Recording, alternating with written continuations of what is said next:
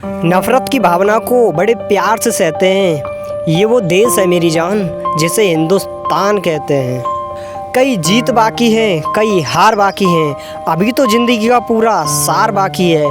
यहाँ से चले हैं नई मंजिल के लिए, यह तो एक पन्ना था, अभी तो पूरी किताब बाकी है। तो राम राम सभी को। आज की वीडियो में हम बात करेंगे भारत के एक ऐसे जासूस के बारे में जो पाकिस्तान में रहते हुए भी पाकिस्तानी सेना और पाकिस्तान की खुफिया एजेंसी को धोखा देता रहा और भारत की खुफिया एजेंसी रॉ को इम्पोर्टेंट जानकारी भेजता रहा। और अभी फ़िलहाल ही में सलमान खान ने उसी एक महान जासूस के बारे में एक फ़िल्म बनाने की अभी घोषणा की है जिसका नाम होगा ब्लैक टाइगर। तो चलिए आज हम बात करते हैं उसी ब्लैक टाइगर के बारे में। क्या है इस ब्लैक टाइगर की कहानी। तो चलिए वीडियो स्टार्ट करते हैं। रविंद्र कौशिक, जिसे ब्लैक टाइगर के नाम से भी जाना जाता है। रविंद्र कौशिक जिनका जन्म 1952 में राजस्थान के श्री गंगानगर में हुआ था। उन्हें बचपन से एक कलाकार बनने का शौक़ था। वह बचपन से ही थिएटर में जाते थे और तरह तरह के रोल अदा करते थे। वे कभी भारत के जासूस बनते, कभी भारतीय सेना के फौजी बनते और वह अन्य कलाकारी भी निभाते रहते थे।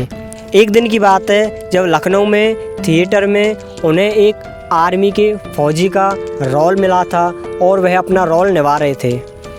उन्हें रोल मिला था भारत और चीन सीमा में पकड़े गए फ़ौजियों का। उन्होंने फ़ौजियों की बखूबी कलाकारी निभाई और उस नाटक को उस हद तक पहुंचा दिया कि वह नाटक एक नाटक नहीं, एक रियलिटी लग रहा था। वहां एक रॉ का एजेंट भी बैठा हुआ था जिसे यह कलाकारी बहुत पसंद आई।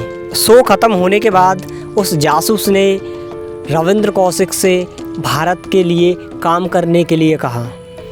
उन्होंने कहा कि तुम्हारे अंदर एक ऐसी प्रतिभा है जो भारत को एक अलग ही पहचान दे सकती है, जो भारत को उन्नति के रास्ते पर ले जा सकती है, जो भारत को खुफिया जानकारी दे सकती है। तुम वह कर सकते हो जो आज तक किसी ने नहीं किया है। तुम एक इतिहास रच सकते हो, तुम हिस्ट्री क्रिएट कर सकते हो।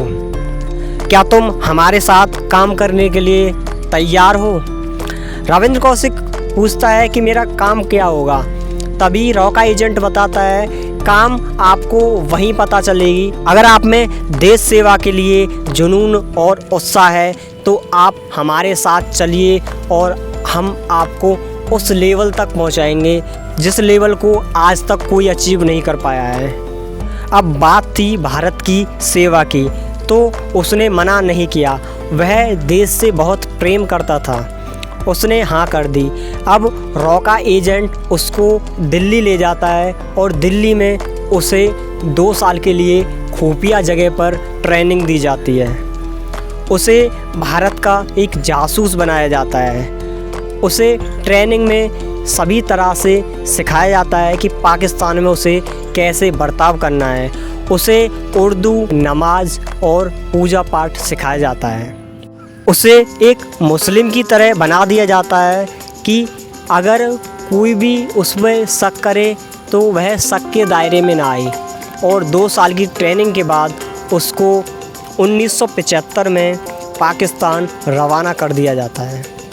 1975 में जब वह पाकिस्तान जाते हैं तो वहाँ पाकिस्तान का एक आईडी प्रूफ बनवाते हैं और पाकिस्तान की कराची यूनिवर्सिटी से लॉ की डिग्री प्राप्त करते हैं। पढ़ाई ख़त्म हो जाने के बाद उन्हें एक न्यूज़पेपर में पाकिस्तानी आर्मी के लिए वैकेंसी दिखाई पड़ती है। वह तुरंत उस वैकेंसी में फॉर्म फिल कर देते हैं और वह पहले ही अटेम्प्ट में पाकिस्तानी सेना में भर्ती हो जाते हैं। वे पाकिस्तानी सेना में एक सिपाही के तौर पर भर्ती हो जाते हैं और उनके काम को देखते हुए पाकिस्तानी सेना उनका प्रमोशन करते करते उन्हें मेजर की रैंक तक पहुंचा देती है। पाकिस्तान में ही वह एक आर्मी अफसर की बेटी अमानत से शादी भी कर लेते हैं। उनका जीवन खुशी खुशी गुजर रहा था। पाकिस्तान की हर खुफिया जानकारी को वो इंडिया को पहुंचा रहे थे।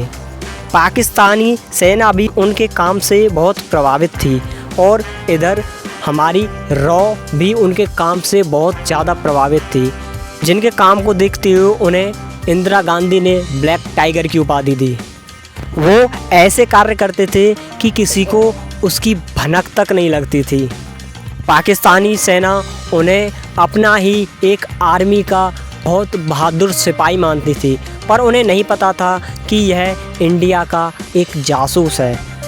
उन्होंने इंडिया के लिए बहुत ही महत्वपूर्ण जानकारी इंडिया को भेजी थी और रॉ ने उन पर काम भी किया था। एक समय की बात है जब पाकिस्तान की सेना एक योजना बनाती है भारत की चौकी पर अटैक करने के लिए। भारत की चौकी पर अटैक करने के लिए वह एक खुफिया योजना बनाती है और इसकी योजना पूरी तरह सफल होने के कगार पर होती है। उन्होंने पाकिस्तान की कई चालों को भी विफल करवाया था। पाकिस्तान को समझ में नहीं आता था हमारा इतना सीक्रेट प्लान कैसे भारत तक पहुंच जाता है और भारत की सेना उस पर अमल करती है और हमारी जो योजना है उसको विफल कर देती है। ऐसा कौन है जो हमारे इस खुफिया जानकारी को भारत तक पहुंचा देता है? वह जो भी योजना बनाती है उसकी योजना विफल हो जाती है। 1979 से लेकर 1982 तक उन्होंने जासूस बनने का बखूबी रोल निभाया था।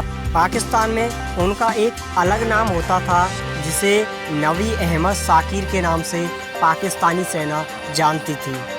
पाकिस्तान में रविंद्र कौशिक बखूबी अपना कार्य कर रहे थे और उन्हें कोई भी प्रॉब्लम नहीं आ रही थी, पर उनका जो 1983 वाला साल था उनके लिए बहुत ही बुरा साबित हुआ था, जब भारत सरकार ने रविंद्र कौशिक की सहायता के लिए एक और जासूस इनायत मसीहा को भेजा था।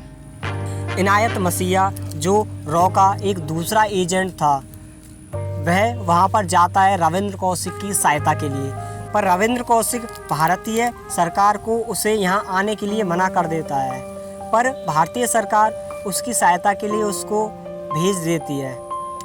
इनायत मसीहा बखूबी पाकिस्तान में एंटर कर जाते हैं, प्रवेश कर जाते हैं, पर उसकी जानकारी पाकिस्तानी सेना को और पाकिस्तान की खुफिया एजेंसी ISI को पड़ जाती है। वह उस इनायत मसीहा नाम के एजेंट को पकड़ लेती है और उन्हें लंबी यातनाएं और कष्ट देने के बाद उनसे उगलवाती है कि तुम यहाँ क्यों आए हो और तुम्हारा मकसद क्या था।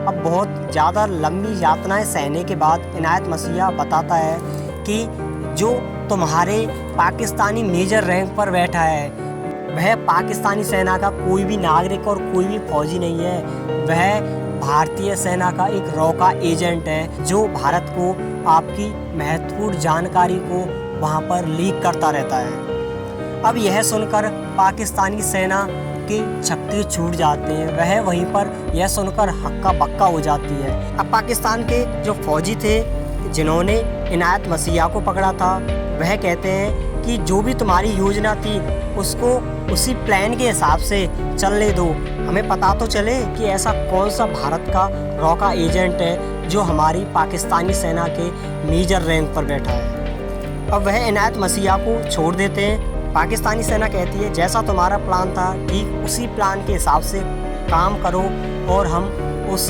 रॉ के एजेंट को पकड़ना चाहते हैं।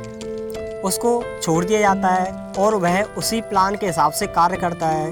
वह रविंद्र कौशिक को उसी स्थान पर बुलाता है जहां पर उनकी बात हुई थी, जहां पर उनका प्लान था मिलने का। वहां पर जैसे ही वह मिलते हैं 5 या 10 मिनट के बाद पाकिस्तानी सेना रविंद्र कौशिक को पकड़ लेती है और उन्हें लंबी यातनाएं दी जाती हैं। उन्हें उगलवाया जाता है भारत के सीक्रेट्स के बारे में, भारत के गुप्त रहस्यों के बारे में उनसे जानकारी ली जाती है, लेकिन यातनाएं सहने के बावजूद भी वह कुछ भी नहीं बोलते।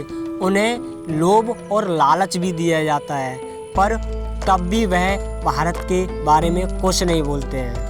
अब उनको पाकिस्तानी कोर्ट में बुलाया जाता है और उनसे पूछा जाता है कि तुम कैसे यहाँ पर आए और किसका ये प्लान था। तो वहाँ पर वो सब बता देते हैं कि मैं भारतीय सेना का एक फौजी हूँ और मुझे भारत की खुफिया एजेंसी रॉ ने यहाँ पर भेजा था, और इसके अलावा वह कुछ भी नहीं बताते हैं।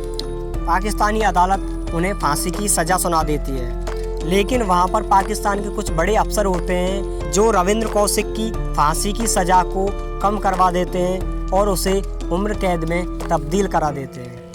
पाकिस्तान की सेना उन्हें प्रतिदिन यातनाएं देती है और उन्हें खाना पीना उसी तरह से दिया जाता है जिससे एक व्यक्ति जीवित रह सके।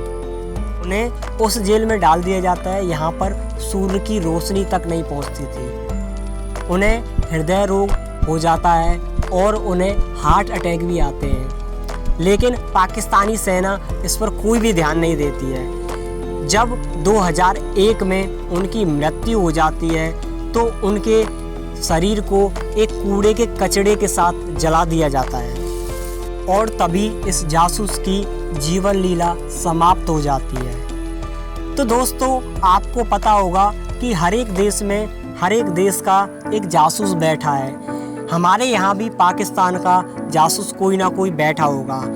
पाकिस्तान में भी हमारे यहाँ का कोई ना कोई जासूस अभी भी होगा, और भी देशों के जासूस हमारे देश में होंगे।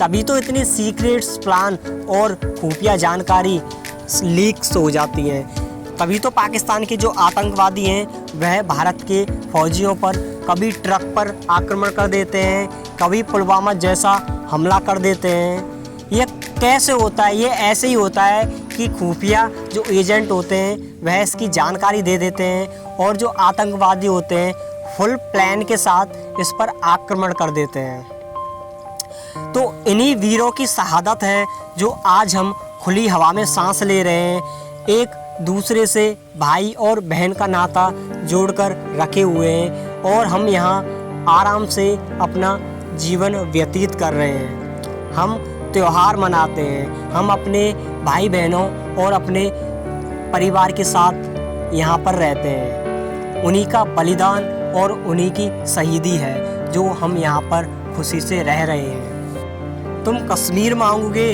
हम दूध भी नहीं देंगे, और अगर तुमने कश्मीर की तरफ नज़र उठाकर भी देखी तो हम तुमसे लाहौर भी छीन लेंगे। यह नारा है हमारे भारतीय जवानों का और हर एक भारतीय का।